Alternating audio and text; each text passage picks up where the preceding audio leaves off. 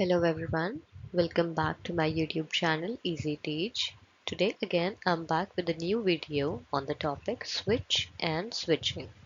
I know मैं networking devices के अंदर स्विच को भी कवर कर चुकी हूँ और आपको बता चुकी हूँ कि स्विचिंग टेक्नोलॉजी में क्या होता है, राउटिंग में क्या होता है, but still I thought that there should be a separate video for switch and switching technologies. So, without wasting any time, let me begin. Now, again, I'm giving you a recap for a switch. How a switch works in a networking device. First of all, tell me what do you mean by a switch? एक networking device एक switch क्या करता है? What it is?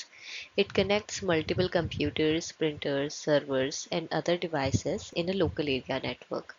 Switch हमेशा एक single network के अंदर एक कॉमन सेम नेटवर्क के अंदर जो डिवाइसेस है उनको कनेक्ट करेगा, जबकि राउटर्स क्या करते हैं, डिफरेंट नेटवर्क के डिवाइसेस को कनेक्ट करते हैं.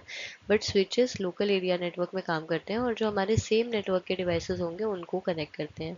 वो डिवाइसेस कुछ भी हो सकते हैं, लाइक कंप्यूटर्स, प्रिंटर्स, सर्वर्स, इस तरीके के डिवाइसेस हो सकती हैं जो कि लोकली कनेक्ट होना चाहते हैं और उनके बीच में हमें कम्युनिकेशन कराना है. So it connects the devices which are there in a local area network, which are part of the same network.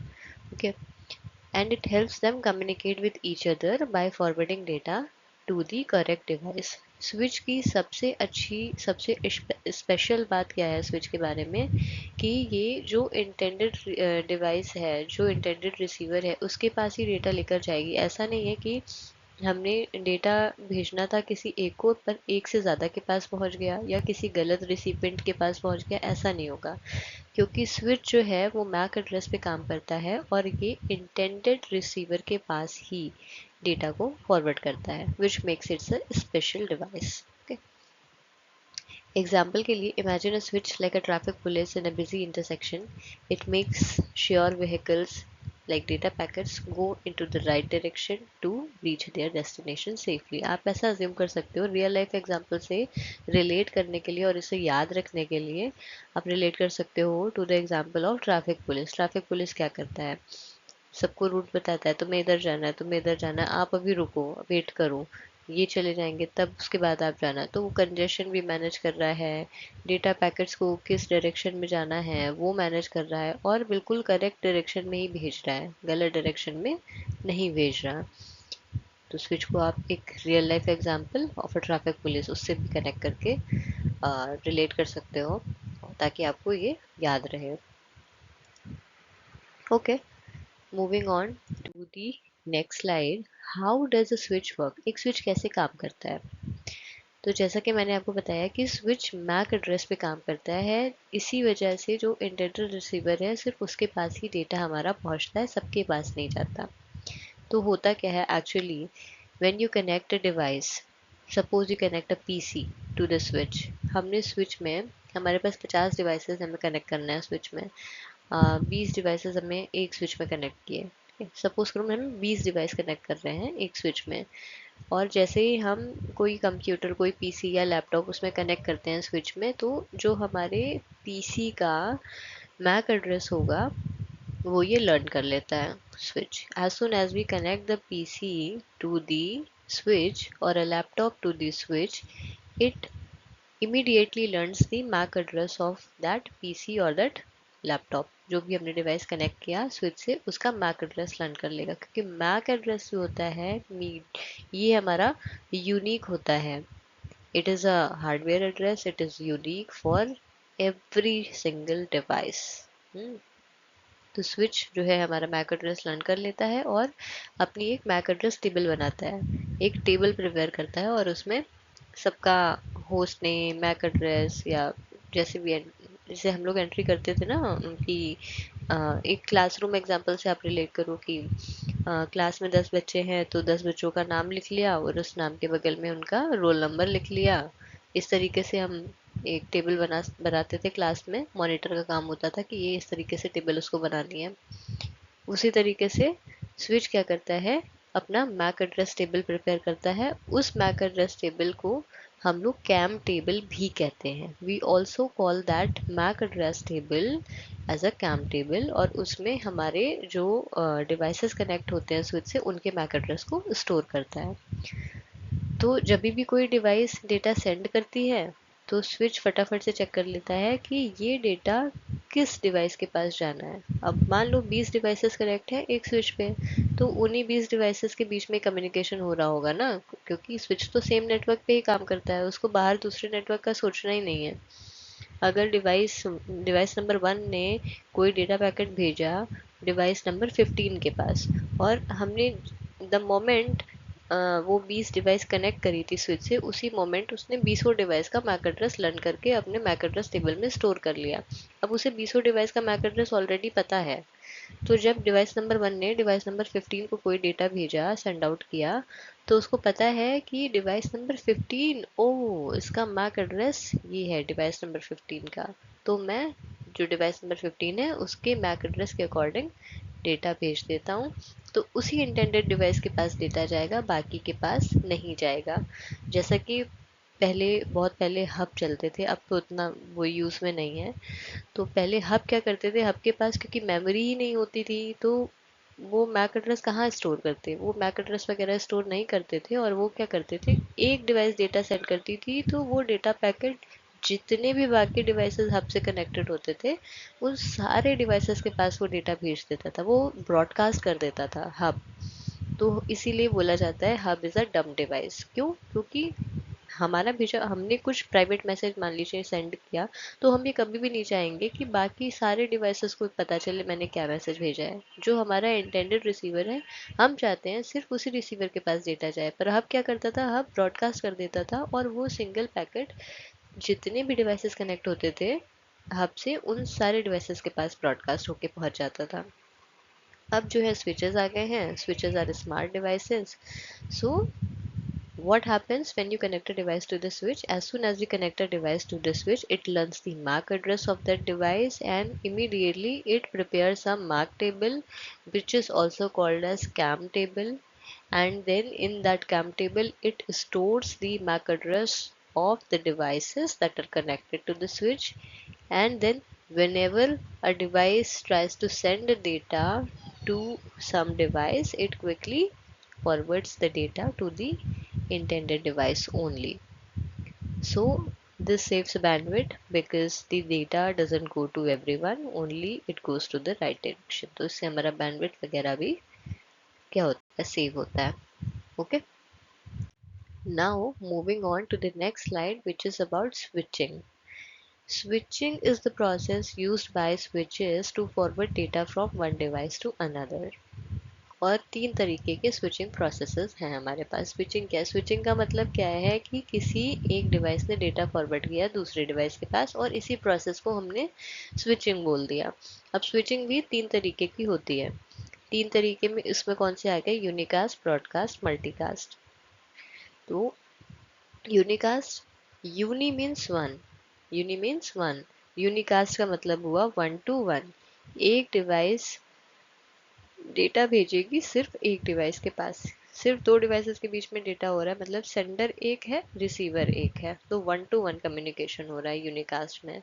So in unicast the communication is happening 1 to 1, there would be one sender and one receiver only, exactly one. Okay.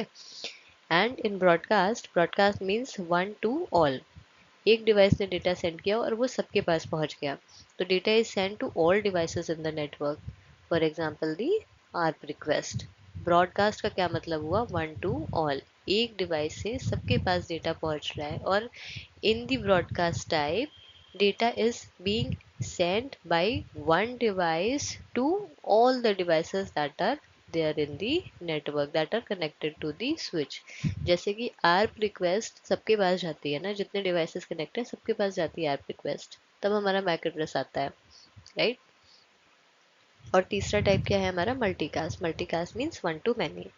Multicast means one device is actually trying to send data to many devices. Now, many devices means some of the specific devices, or some of the specific devices for a particular group, or some of the intended receiver. I mean, एक device से कई devices के पास data जहाँ पे send हो रहा है। तो data is actually send to a specific group of devices here, one to many. तीन टाइप हो गए स्विचिंग के, unicast, broadcast, multicast. Now let's talk about the switching methods.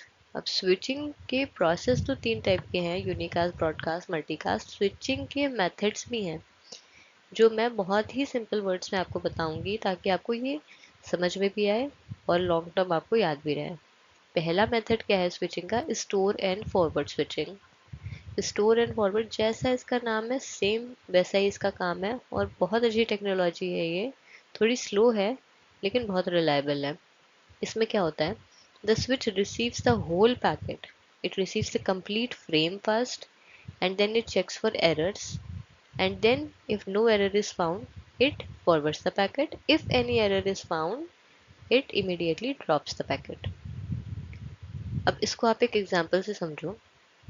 Store and forward का मतलब ही क्या है कि पहले स्विच के पास कोई डेटा पैकेट आया तो उसने तुरंत सेंड नहीं किया, थोड़ी देर के लिए उसने अपने पास स्टोर किया, और वो उस थोड़ी देर में उसने क्या किया, उसने उसको पूरा चेक किया उस डेटा पैकेट को। उस डेटा पैकेट में कहीं कोई एरर तो नहीं है?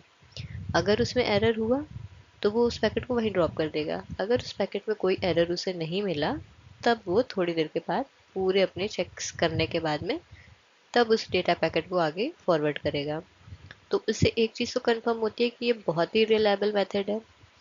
लेकिन क्योंकि अब वो पैकेट उसके पास आया, उसने कुछ सेकंड्स के लिए अपने पास होल्ड किया, कुछ सेकंड्स के लिए उसके पास स्टोर है, वो चेक्स परफॉर्म कर रहा है, उसके बाद फॉरवर्ड कर रहा है, तो थोड़ा स्लोवर तो होगा ही, थोड़ा सा स्लोनेस है इस मेथड में।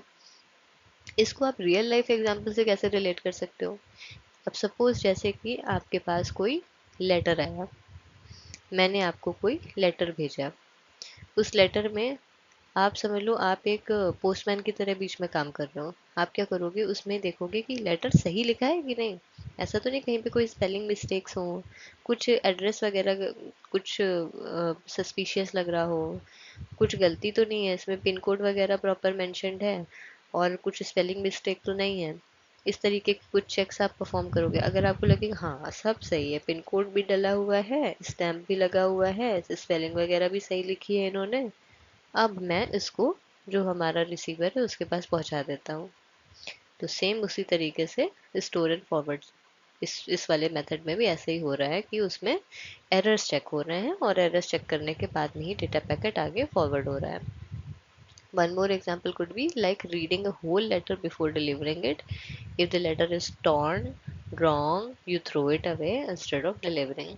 अगर आपके पास पिन कोड ही नहीं है, उस पर स्टैम्प ही नहीं लगा है, उस पर वो फटा हुआ है, या ठीक से उसकी पैकेजिंग नहीं हुई है, उसमें स्पेलिंग मिस्टेक्स बहुत सारे हैं, समझ ही नहीं आ रहा है इस नाम का कोई रिसीवर है भी कि नहीं है, तो वो क्या कभी भी इंटेंडेड रिसीवर के पास आप डिलीवर कर पाओगे? वो लेटर नहीं कर पाओगे। तो फिर वो एक दिन यही होगा कि हमें इस नाम का तो कोई रिसीवर मिला नहीं, इसमें पिन कोड भी नहीं है, ये सारी डिटेल्स है नहीं कंप्लीट, इतने सारे एरर्स हैं, तो फिर इसको डिलीवर नहीं कर सकते, इस पैकेट को थ्रो आउट करो। और अगर सारी चीज़ें सही होंगी, अप्रोप्रिएट होंगी, तो इंटेंडेड रिसीवर के पास पैकेट पहुंच जाएगा। Second type of switching method क्या है? Cut through switching. Cut through switching में क्या होता है? The switch does not wait for the full packet. अब ये पूरा कंप्लीट पैकेट आने का इंतज़ार नहीं करता है। It only looks at the destination address like checking to name on an envelope, and as soon as it knows where to send, it immediately forwards the packet. For example, postman just sees the name and address on the letter and runs to deliver it without reading the whole letter. So the advantage could be it is very fast, but disadvantage is that it can forward corrupted or bad packets also. Cut through switching बड़ी ही fast forward switching method technology है। इसमें क्या होगा कि हमारा जो switch है वो पूरे कंप्लीट पैकेट के आने का वेट भी नहीं करेगा, बस इमीडिएटली ये देखेगा कि जैसे उसके पास पैकेट आया, उसने देखा डेस्टिनेशन एड्रेस क्या है, बस डेस्टिनेशन एड्रेस देखा और पैकेट को फॉरवर्ड कर दिया, कोई चेक्स परफॉर्म नहीं करे, इवन पूरा पैकेट आने तक का भी वेट नहीं किया, बस डेस्टिनेशन देखी कहाँ भेजना है, उठा के भेज दिया। अब वो पैकेट करप्टेड हो, खराब हो, उसमें गलतियां हो, मिस्टेक्स हो, कोई मतलब नहीं है। तो जब कोई चेक्स परफॉर्म हो नहीं रहे हैं, वो कुछ भी देख नहीं रहा है उसमें, तो ऑब्वियस सी बात है कि ये मेथड बहुत ही फास्ट फॉरवर्ड है, बहुत फास्ट है, लेकिन डिसएडवांटेज क्या हो जाएगी कि इसमें कुछ करप्टेड पैकेट्स भी फॉरवर्ड हो सकते हैं, है ना। रियल लाइफ एग्जांपल से कैसे रिलेट करोगे इस एग्जांपल को? जैसे कि कोई पोस्टमैन है, उसने लेटर पे नाम देखा, एड्रेस देखा रिसीवर का, फटाफट से जाके पैकेट डिलीवर कर दिया। उसने बाकी कोई चेक्स परफॉर्म नहीं करे लेटर पे। अब वो उसमें कुछ गलतियां हैं, स्पेलिंग मिस्टेक्स हैं, सही से लिखा है नहीं लिखा है, जो भी चीज़ें हैं, वो बैड करप्टेड लेटर आपका पहुंच गया रिसीवर के पास। तो ये होता है हमारा कट थ्रू स्विचिंग में। तीसरे टाइप का स्विचिंग मेथड क्या है? Fragment free switching. ये हमारा एक मिडिल अप्रोच है, यानी कट थ्रू और स्टोर एंड फॉरवर्ड, इन दोनों के बीच का मेथड है ये। This switch waits for the first 64 bytes of the packet because most errors happens in the beginning. If those are fine, it forwards the packet without waiting for the full frame. For example, you quickly check the first page of a letter. If it looks okay, you trust the rest and deliver it. Advantage is it balances the speed and accuracy, and disadvantage is it is not as error free as a store and forward and not as fast as cut through. Now let me explain you. Fragment free switching में ये एक middle kind of approach है हमारे store and forward और cut through switching method का। इसमें switch के पास जैसे ही कोई डेटा पैकेट आता है, वो उसके फर्स्ट 64 बाइट्स को ही चेक करेगा, बस ओनली दी फर्स्ट 64 बाइट्स। क्योंकि उस स्विच ये अज्यूम करता है मेरे पास ज़्यादा टाइम नहीं है, मैं एक काम करता हूँ, शुरू थोड़े से जो मेरे बिगिनिंग में पैकेट्स आ रहे हैं 64 बाइट्स तक, उतना पार्ट मैं चेक कर लेता हूँ। अगर मुझे उस पार्ट में कोई एरर नहीं दिखता है, सब चीज़ें ठीक ठाक दिखती हैं, तो मैं फिर बाकी का बचा हुआ पैकेट भी फटाफट फॉरवर्ड कर दूंगा। क्योंकि नॉर्मली कोई पढ़ा लिखा ठीक ठाक बच्चा है तो पहले ही पेज में आपको देख के पता चल जाएगा कि हाँ वो उसने काम ठीक से किया होगा, पहले पेज पे ठीक है तो आगे भी सही किया होगा। इसको रियल लाइफ एग्जांपल से रिलेट कर लो। एग्जांपल यही ले लो पोस्टमैन वाला ही, कि लेटर जैसे ही पोस्टमैन को मिला, उसने बस जल्दी से पहला पन्ना देख लिया। मान लो 10 पन्ने का लेटर है, उसने बस पहला पन्ना देख लिया कि हाँ इंग्लिश में लिखा है, वाह हाँ स्पेलिंग भी सही है, लिखा तो अच्छा है, हैंड राइटिंग भी सही है, कोई एरर्स नहीं दिख रहे हैं। इसका मतलब पहला पेज ठीक है, पढ़ा लिखा इंसान है, इसने बाकी भी ठीक ही लिखा होगा, चलो अब इसको डिलीवर कर देते हैं। तो हो भी सकता है कि बाकी के जो बचे हुए पेजेस हो उसमें कहीं कोई एरर हो, और ये भी हो सकता है कि नॉर्मली होता यही है कि अगर आपका इनिशियल पार्ट सही है, एरर फ्री है, तो बाकी रेस्ट ऑफ द पार्ट भी ठीक ही होगा, मैक्सिमम ये होता भी है। तो इसमें हमारी स्पीड भी बैलेंस हो गई, बहुत ज़्यादा टाइम इसने नहीं लगाया चेक्स में, और थोड़े बहुत इनिशियल चेक्स हो भी गए, एक्यूरेसी भी है और स्पीड भी है। तो 100% एरर फ्री तो इसे नहीं कह सकते।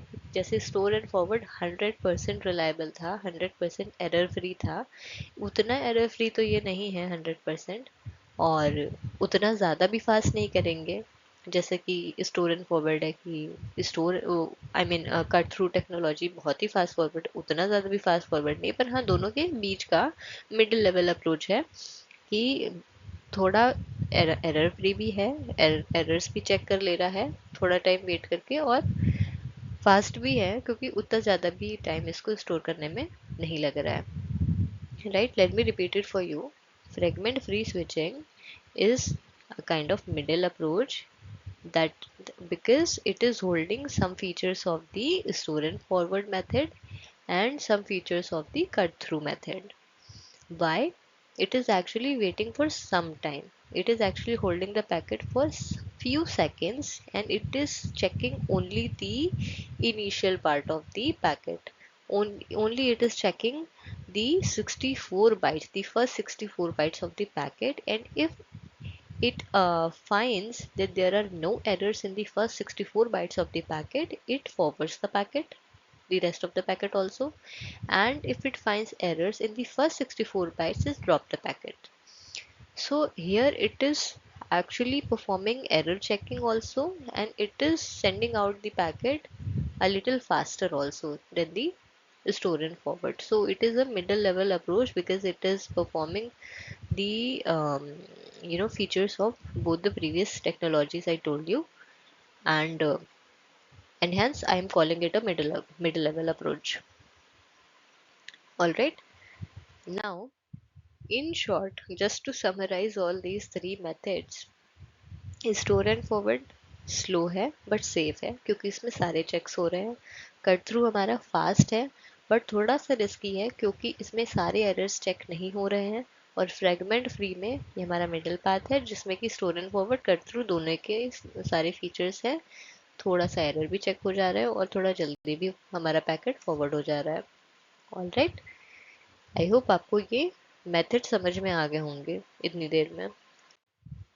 Now types of switches coming up. कितने टाइप के हमारे पास स्विचेस होते हैं? स्विच हमारे 4 टाइप के होते हैं। अनमैनेज्ड होता है, मैनेज्ड होता है, लेयर 2 होता है, लेयर 3 होता है। लेयर 3 स्विचेस पहले नहीं होते थे, अब आ गए हैं लेयर 3 स्विचेस भी। तो बहुत टाइम से तो हमारे 3 टाइप के होते थे, अब 4 टाइप के स्विचेस हो गए हैं। अनमैनेज स्विच क्या होता है? अनमैनेज मीन्स जिसको हम मैनेज नहीं कर रहे हैं, जैसा इसका नाम वैसा काम। ऐसा स्विच जिसको हम मैनेज नहीं कर रहे हैं, बस सिंपल प्लग एंड प्ले। हमने बस उसको केबल लगा दी, पावर ऑन कर दिया, बस। उसमें कोई कॉन्फ़िगरेशन हमें नहीं करनी है, कोई कुछ भी हमें मैनेज नहीं करना है, बस सिंपल प्लग एंड प्ले है। ये हमारा घर में यूज़ हो सकता है और बहुत छोटे ऑफिसेज जो हैं जहाँ पे हमको वीलन वगैरह नहीं बनाना है, कोई कॉन्फ़िगरेशन की ज़रूरत नहीं है, वहाँ पे हम इसको यूज़ कर सकते हैं। दूसरे टाइप का स्विच क्या होता है? Managed switch. मैनेज्ड जो है उसमें हम बहुत कुछ कर सकते हैं, सारा कॉन्फ़िगरेशन कर सकते हैं, सिक्योरिटी ऐड कर सकते हैं, मॉनिटरिंग के लिए यूज़ कर सकते हैं, उसमें बहुत सारा कॉन्फ़िगरेशन कर सकते हैं, जैसे कि हम वीलन वगैरह बना सकते हैं। तो ये मैनेज स्विच की ज़रूरत नॉर्मली घरों में तो होती नहीं है और छोटे ऑफिसेज में नहीं होती, पर हाँ जो हमारे बड़े एंटरप्राइज नेटवर्क्स हैं, बड़ी एमएनसीज हैं, बड़े कंपनीज हैं, ऑर्गेनाइजेशंस हैं, वहाँ पे हमको मैनेज स्विच की ज़रूरत पड़ेगी क्योंकि हम काफ़ी सारे चाहेंगे कि उसमें हम सिक्योरिटी अप्लाई करें या हम अलग अलग डिपार्टमेंट्स बनाएं, अलग अलग वीलैंस क्रिएट करें, तो इस तरीके की कॉन्फ़िगरेशन की ज़रूरत वहाँ पे पड़ती है। वहाँ पर हम मैनेज स्विच यूज़ करते हैं। तीसरे टाइप का है हमारा लेयर 2 स्विच। लेयर 2 ही से लेयर 2 पे ही स्विचेस काम करते हैं नॉर्मली और यहीं से स्विचेस की स्टार्टिंग हुई है। तो लेयर 2 कौन सी होती है? हमारी ओएसआई लेयर। ओएसआई लेयर के according layer 2 is data link layer और वहाँ पे हमारा मैक एड्रेसिंग होती है। ठीक है, तो जो हमारे लेयर 2 स्विचेस हैं वो लेयर 2 पे काम करेंगे, that is data link layer, और ये मैक एड्रेस के बेस पे काम करेंगे। लेयर 2 पे हमारा मैक एड्रेस ही आता है। चौथे टाइप का स्विच है लेयर 3 स्विच। ये हमारा लेयर 2 और लेयर 3 दोनों लेयर्स पे काम कर रहा है। अब ओएसआई में लेयर 2 था डेटा लिंक लेयर, लेयर 3 क्या था? Network layer. ठीक है, नेटवर्क लेयर था हमारा लेयर 3। और नेटवर्क लेयर की बात आती है तो आईपी एड्रेसेस भी आ जाते हैं। लेयर 2 पे डेटा लिंक लेयर पे मैक एड्रेसेस आते हैं, लेयर 3 पे नेटवर्क लेयर पे आईपी एड्रेस भी आ जाते हैं। तो इसका मतलब क्या हुआ कि क्योंकि इसमें दोनों की फंक्शनैलिटीज़ हो गए, लेयर 2 लेयर 3 दोनों के, इट मीन्स कि ये दोनों ही फंक्शंस परफॉर्म कर सकता है। यानी मैक एड्रेसिंग भी देखेगा और आईपी एड्रेसिंग भी देखेगा, राउटिंग भी परफॉर्म करेगा। अगर कहीं पे आईपी बेस्ड डिसीजन इसको लेना है वहाँ पे हम राउटिंग वाला पार्ट भी इससे करवा सकता है। तो लेयर 3 स्विचेस भी अब आ चुके हैं, अभी काफ़ी जगह यूज़ हो रहे हैं। जिसको नहीं यूज़ करना है नहीं कर रहा है, बट हाँ अच्छी चीज़ है क्योंकि ये इस राउटिंग वाला पार्ट भी हमारा कर देता है complete. Again, I am summarizing the types of switches. First one is unmanaged switch. Unmanaged switch is a switch which we don't manage, we don't need to manage. We are not actually doing any kind of configurations. We are not using it for any kind of monitoring or something. We are not, we don't need any kind of configuration here. We are simply turning it on by plugging it into the socket. So it is a simple plug and play technology. We don't need any configurations here. And where do we actually do not need any configurations? In our homes and in a small offices. So unmanaged switches are used in homes or small offices where we do not need any configurations. We just do a simple plug and play. Managed switch, the second type of switch, is the switch which are to be used in large companies, large organizations, or enterprise networks where the number of users are more. We need to have different departments, we need to have more securities, and we are actually using it in the monitoring system. We need the monitoring of the devices. We need to create VLANs or do the configuration part. So wherever we need the configuration part, we are actually using the managed switch. The third type of switch is layer 2 switch. So layer 2 switch, as its name suggests, it works on the layer 2, that is data link layer, and data link layer supports MAC address, right? So it works on the MAC addresses and forward streams according to the MAC address. It only do the MAC addressing part as it works on layer 2. The fourth type of switch is layer 3 switch. It works on both layer 2 and layer 3. It means that it can perform both the functions of layer 2 and layer 3 as well. So it can perform the MAC addressing part and the routing part as well. It can do both the functionalities. Now moving ahead to the last slide of this video, that is key features of switches.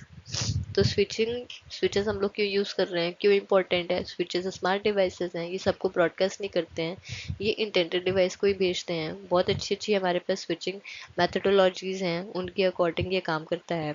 तो हमें क्योंकि ये intended receiver के पास भेज रहा है, Mac address table बनाता है, इस तरह की चीज़ों पे काम करता है, तो इसमें हमें हाई स्पीड मिलती है, कोलिजन्स नहीं होंगे। अब हब्स तो ब्रॉडकास्ट करते थे, ब्रॉडकास्टिंग होगी तो कोलिजन तो होंगे ही होंगे 100%। तो यहाँ पे कोलिजन्स नहीं होते हैं। और ये अगर हम मैनेज स्विच यूज़ कर रहे हैं तो हमें कॉन्फ़िगरेशन का पार्ट भी मिल जाता है और नेटवर्क सेगमेंटेशन हम कर सकते हैं। मतलब ऑलरेडी हमारा सेम नेटवर्क का पार्ट है, उस सेम नेटवर्क में भी हम अगर डिफरेंट डिपार्टमेंट बनाएं या डिफरेंट ग्रुप्स बनाना चाहें तो हम उस नेटवर्क में भी सब नेटवर्क डिवाइड करके वीलैन के थ्रू ये चीज़ सपोर्ट कर सकते हैं और सिक्योरिटी प्रोवाइड कर सकते हैं। लाइक दी इसमें कुछ पोर्ट सिक्योरिटी करके कमांड्स होते हैं, उनके थ्रू हम सिक्योरिटी भी ऐड कर सकते हैं। वो मैं आपको आगे आने वाले अपकमिंग वीडियोस में बताऊंगी। फिलहाल this is all related to the basics of networking. So I will be covering the basic commands भी कवर करूंगी but in the upcoming video. So in this video just get to know switches are very good devices. These are smart devices and these do provide you high speed. These are actually reducing the collisions. These are not like hubs, these are smart devices, these are reducing collisions, and it is also giving you support to create VLANs. Supporting VLANs and creating VLANs means we are actually doing the network segmentation, and we can also add the security. We can enhance the security of the devices that are connected to the switch that are there in the network by using some of the port security commands. Okay, so this is all about switches and the switching technologies that I'm aware of. तो I hope कि ये सारी चीज़ें आपको समझ में आई होंगी in regards to switches and switching. अभी अगर स्टिल कोई डाउट है या आपको लग रहा है कोई चीज़ मिस हो रही है तो मुझे कमेंट सेक्शन में बताना, I will try to cover it. फिलहाल आई थिंक कि स्विचिंग से रिलेटेड सब कुछ कवर हो चुका है, बस कमांड्स बचे हैं, CLI कमांड्स बचे हैं। कमांड्स मैं आपको अपकमिंग वीडियोस में बताऊंगी, but this is all related to switching. So if you understood the video thoroughly, you think I am teaching good and you are understanding well, do share this video to your friends and family. Subscribe my channel, hit the bell icon, drop down some comments and let me know how I'm teaching, because even a single thumbs up shown in the comment sections boosts up my energy. I feel happy that you people are actually liking this video. So like this video and please let me know through the comments. Thank you so much for watching. See you again in the next video.